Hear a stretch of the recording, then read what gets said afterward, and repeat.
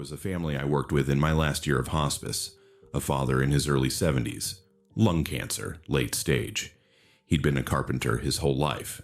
Careful with words the way some people are careful with wood, saying exactly what he meant and nothing more. His son visited regularly, and every time the son left the room, something had shifted. I noticed it first in small things. The father would say he'd been clear with his doctors about something. And then, an hour after the son's visit, he'd ask me if he'd said it the right way. If he'd been understood, if maybe he'd confused things. He started adding qualifiers to things he'd previously stated without hesitation. I watched this happen over 3 or 4 visits before I understood what I was watching. The son never raised his voice. He was by every external measure concerned and caring, but there was a pattern in his language I started to track. Every statement the father made, the son would receive and then gently reframe. "Dad's been a little foggy today. You know how it gets with the medication." I think he meant to say. The father's clear words kept arriving somewhere where they were never quite what he'd said. I didn't have language for it at the time. I do now. What a manipulator does. And I want to be precise about this, because imprecision lets the pattern hide, is not act on your actions. They act on your interpretation of your actions. Their instrument is ambiguity. A fog introduced so carefully into your perception of what you said, what you meant, what you experienced, that you begin doubting the most direct data you have access to, your own account of what just happened. Jung spent considerable time with a concept he borrowed from the anthropologist Levi Bruhl. He called it participation mystique. In its clinical application, it describes the state in which the boundary between the subject and everything outside them becomes permeable. What you know from direct experience starts to blur with what you've been told to believe you know. The self loses its edges. He was precise about where this happens. Participation mystique, he wrote, does not arise through external force. It arises in the gaps of self-knowledge, in the places where a person's relationship to their own experience is uncertain or soft. Those are the places where another person's version of reality can enter and settle. The manipulator doesn't create this permeability. They find it. And the most reliable place to find it is in a person who is already accustomed to questioning themselves. Someone who has spent years assuming that when a conflict arises, their perception is probably at fault. Someone for whom self-doubt has the texture of conscientiousness. Because in this kind of person, the line between being careful and losing track of what you actually lived is already thin. This is why the standard responses to manipulation almost always fail. When you try to prove your account of events to someone who has structured the entire conversation around making your account unreliable, you've accepted the premise of the game. You're defending your perception to the one person who has announced, implicitly, that your perception isn't trustworthy, which is structurally a form of agreement with them. The more detailed your evidence, the more the frame holds.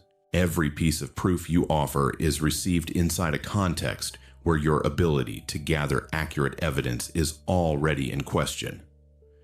Jennifer Freyd, a psychologist at the University of Oregon, has spent decades researching what she calls betrayal trauma, the specific psychological cost of being harmed by someone you depend on. In her work on what she named DARVO, deny, attack, reverse victim, and offender, she found something empirically striking. Awareness of the mechanism significantly reduces its effectiveness, not because it makes you hard or strategic, because once you can see the pattern from the outside, you stop being inside it the way you were before. The fog requires your participation to hold. This is, I think, what Jung was pointing toward when he wrote that the capacity to resist psychic influence depends not on intelligence or will, but on the degree of self-consciousness. The word he used was consciousness, not cleverness. The person who knows what they experienced, who has enough relationship with their own interior life to recognize their own perceptions as their own, is structurally less available to have their reality replaced. Not because they're defended, because there's no unowned space in their self-knowledge for the alternative version to occupy. Now to the sentence. I want to tell you first what it isn't. It isn't aggressive.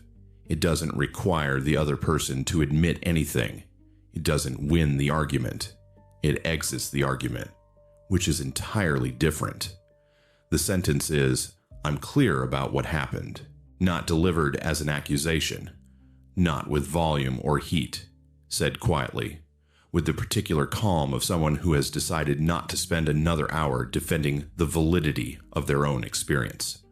Said once, if at all, because sometimes you say it only to yourself on the drive home when you're putting together what just occurred. What the sentence does is this. It closes the door the fog was coming through.